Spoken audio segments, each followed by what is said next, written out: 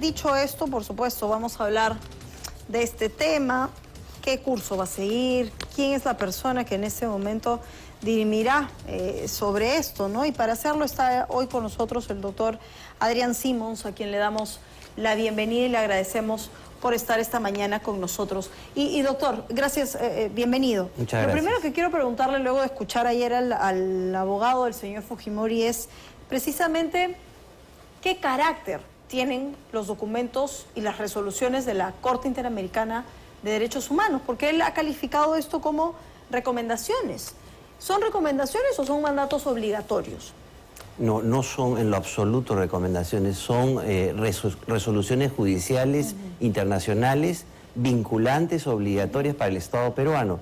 El Estado peruano ha suscrito dos tratados que tienen que ver con este tema. Primero, la Convención de Ginebra, que es la Convención de los Tratados, donde los Estados se obligan a celebrar y ejecutar los tratados con buena fe. Y la segunda es la Convención Interamericana de Derechos Humanos o el Pacto de San José de Costa Rica, que también crea ahí lo que se llama el Sistema Interamericano de Derechos Humanos, la Comisión Interamericana y la Corte Interamericana. ¿Quién es la que emite decisiones vinculantes a los estados que se han adscrito? La Corte.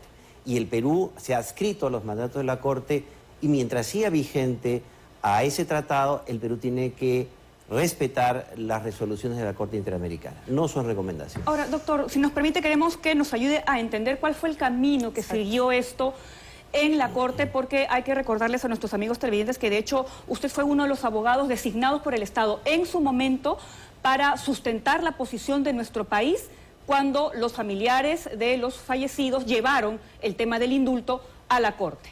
Sí, es un camino, lo voy a escribir rápidamente para que la teleaudiencia del Canal 5 pueda estar debidamente informada, porque he visto entre ayer y hoy en la mañana mucha desinformación. Sí. En primer lugar, esto surge con dos sentencias de la Corte Interamericana, una del 2001 y 2006, por los casos La Cantuta y Barrios Altos. En esta sentencia se condena al Estado peruano por graves violaciones a los derechos humanos. Como consecuencia de ello, en el año 2009, el expresidente Fujimori es condenado a 25 años como autor mediato de estas graves violaciones a los derechos humanos.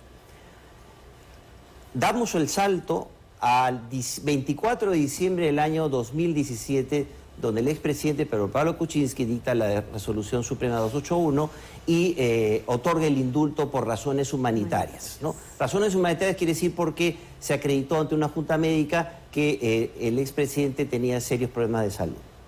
Como consecuencia de esa resolución suprema, los representantes de los familiares de las víctimas acuden a la Corte Interamericana el 26. ¿Y qué hace la Corte Interamericana el 26 de diciembre del 2018? Convoca a una audiencia para el 12 de febrero de 2018. Pero, ¿qué se pedía? Habían dos pedidos. El primero hecho por los representantes de las víctimas y el segundo por la Comisión Interamericana, que en síntesis solicitaban a la Corte que se declare la nulidad del indulto, que se revoque el indulto. Fuimos a la audiencia, ejercimos una defensa que consistía en algo muy simple. El Perú tiene mecanismos internos para controlar la validez o invalidez de los indultos humanitarios. Invocamos dos casos muy conocidos por ustedes los periodistas, el caso Cruzillat y el caso Jailili. La Corte Interamericana nos dio la razón y le dijo expresamente en la resolución de mayo del año 2018 a los representantes de las víctimas y a la Comisión Interamericana que el camino a seguir en el Perú es el control del indulto a través de la justicia constitucional. Expresamente lo dijo en el punto resolutivo número 4. Y ahí viene el problema, porque cuando llega al Perú todo se hace mal. No pasa por la constitucional, pasa por la penal. Exactamente. ¿Qué hicieron? En lugar de seguir el mandato de la Corte, se van a la Corte Suprema, a las salas penales, que eran incompetentes. Claro. Porque la misma Corte Interamericana dijo que se haga el control conforme al Perú lo ha acreditado. La última palabra la tenía el Tribunal Constitucional, como la tuvo en el caso Jailili, como la tuvo en el caso Cruzillat. Se van por el lado equivocado. Y en mi opinión, porque yo he escrito sobre eso en el diario El Comercio, se emitió una decisión express en octubre del año 2018, en la cual se deja sin efecto. ¿Y por qué digo express? porque en 8 días se redactaron más de 100 páginas con 150 citas, así de sencillo. Contra estas decisiones penales se van en habeas corpus. Llega al Tribunal Constitucional y el Tribunal Constitucional dice, lee la sentencia de la Corte y dice, esa no es la justicia constitucional, y declara fundado el habeas corpus. ¿Por qué? Porque los jueces penales no eran los competentes para revisar la validez del indulto. Esa es la historia. Pero ¿qué ha pasado? Y usted dirá, ¿y por qué no salió libre? Si en esa resolución la Corte ordena su inmediata libertad, cuando preside el doctor Augusto Ferrer.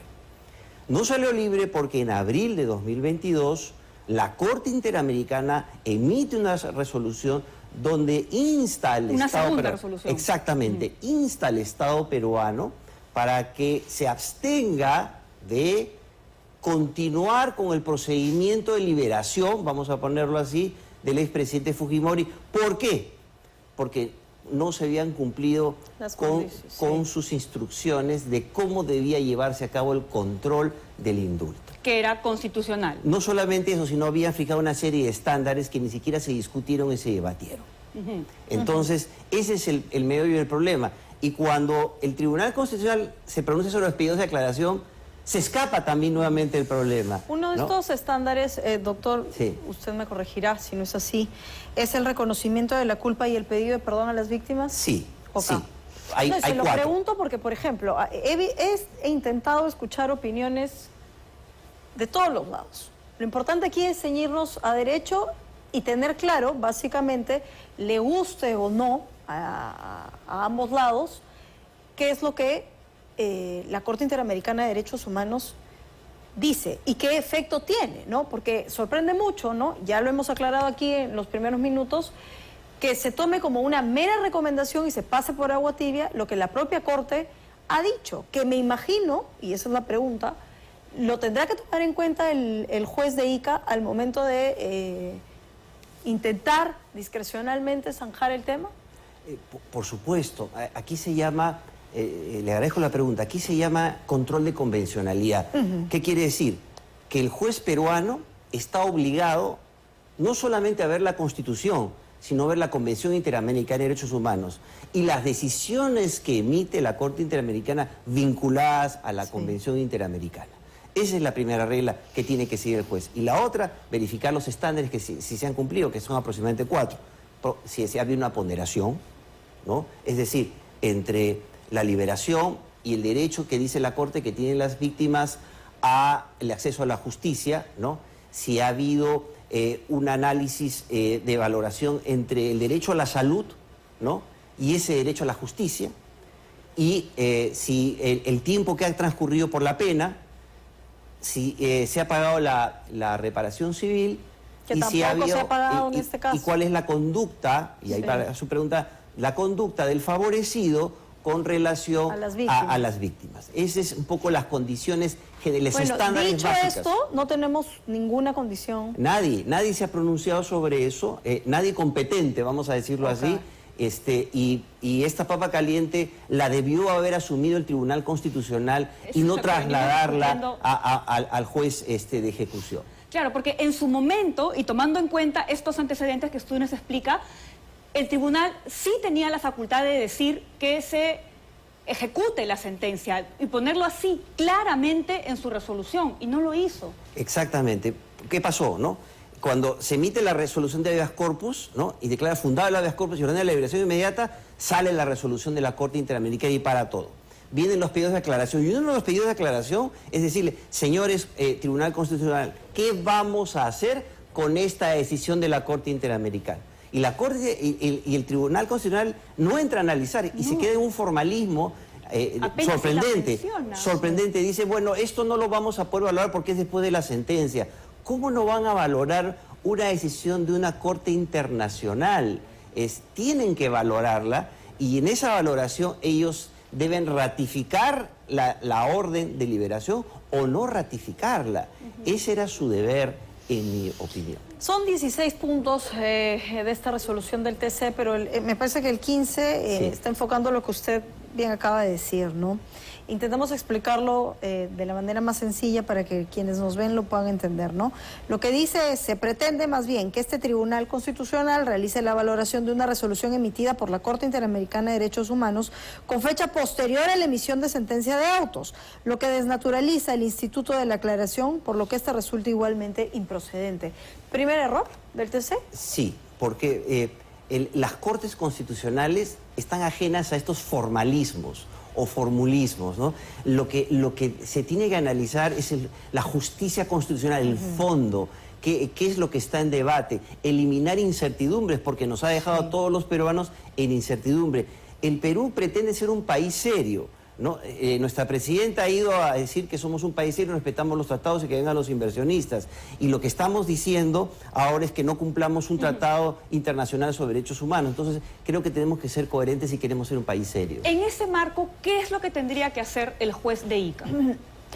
En mi opinión, el juez de Ica tiene que hacer un control de convencionalidad. Tiene que ver primero los mandatos de la Corte Interamericana, pero íntegros, íntegros, porque acá hay un problema.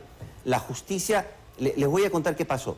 Cuando la Corte Interamericana les dice a los representantes de las víctimas, ustedes se han equivocado, yo no soy el camino directo, primero anda a tu país, ya había transcurrido el plazo para que plantearan un amparo o un habeas corpus ya en nuestro país. Entonces la Corte Interamericana les habilita un plazo para que lo puedan ejercer internamente. No lo ejercen, se van a la sala penal, ¿no? Donde el ex juez Núñez Julca, para pedir la inaplicación y que se deje sin efecto el indulto, en lugar de seguir el camino que le dijo la Corte Interamericana.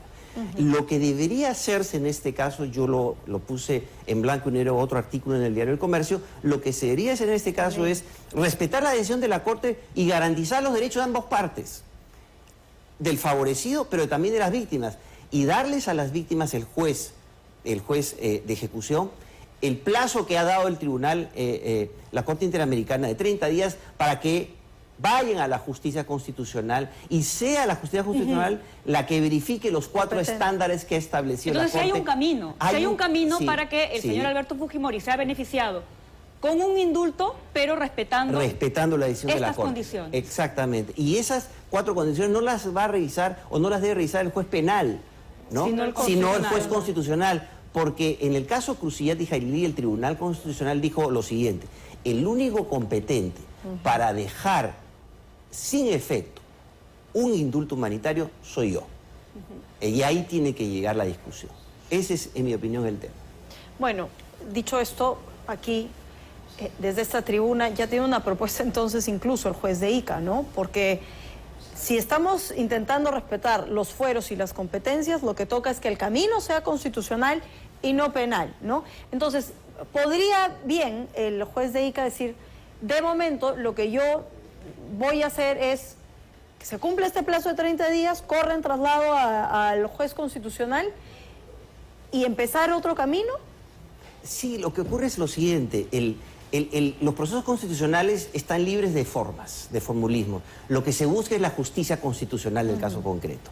Entonces, lo que debería hacer es eso el juez, decirle, te habilito el plazo de 30 días que te dio la Corte para que plantees tu control constitucional conmigo, que soy el juez constitucional.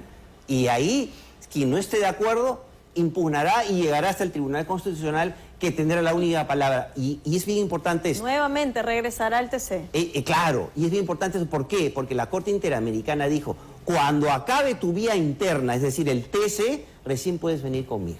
Claro. Ahora, en estos 30 días, el juez también podría decirle a la defensa de Fujimori, ¿tienes también este plazo para cumplir con estas condiciones antes de que yo pueda tomar una decisión?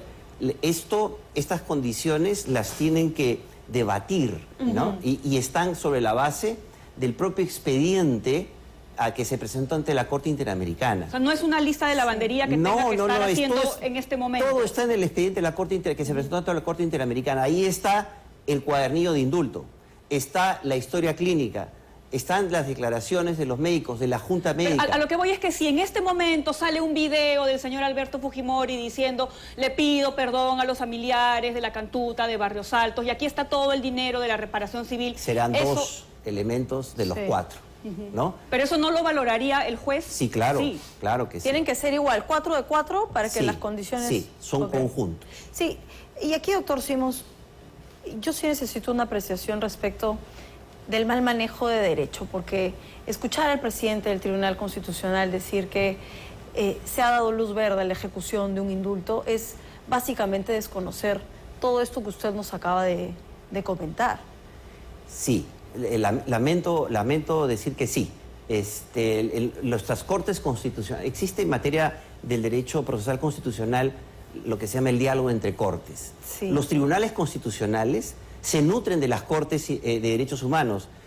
Los tribunales europeos, el Tribunal de Derechos Humanos europeo influye en todo el mundo, influye en la Corte Interamericana, influye en nuestro país. Lo mismo, nuestro tribunal también se ve influido por esas decisiones. Entonces, no podemos dar un doble discurso, porque yo leo la resolución última del tribunal que no dice nada, pero veo declaraciones que dicen otra cosa. O sea, le quieren dar contenido a una resolución que no tiene contenido. Y eso no me parece, de verdad, con el mayor de los respetos, al presidente. No, o interpretar, ¿no? y ayer creo que lo discutíamos en el grupo, no es un juego de palabras. Aquí meramente esto se ajusta a competencias. Y hoy queda claro que el camino es otro. Claro, Doctor, nos vamos a pasar otra vergüenza más, donde la Corte Interamericana va a declarar que el Estado peruano está incumpliendo sus mandatos y lo que queremos nosotros, si queremos dar una imagen, no podemos estar al nivel de Nicaragua, ¿no? Que ya salió de la competencia contenciosa, de Venezuela, que ha escapado de la Convención de Derechos Humanos y de la Corte Interamericana, que son, podrán criticarlo, todo lo que usted diga, pero nosotros fuimos a ese fuero que todo el mundo decía que era adverso, y en ese fuero nosotros obtuvimos una decisión favorable para el Estado peruano. Es decir, yo creo que sí se puede hacer las cosas cuando se hacen bien.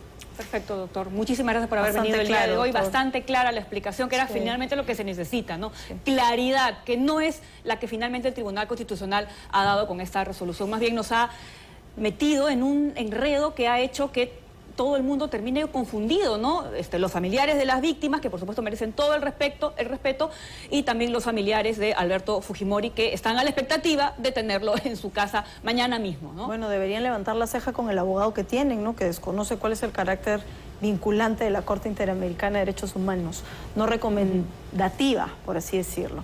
Doctor, gracias, ha sido bastante claro, gracias. Sí, gracias. 8:35 de la mañana, tenemos que hacer una pausa corta.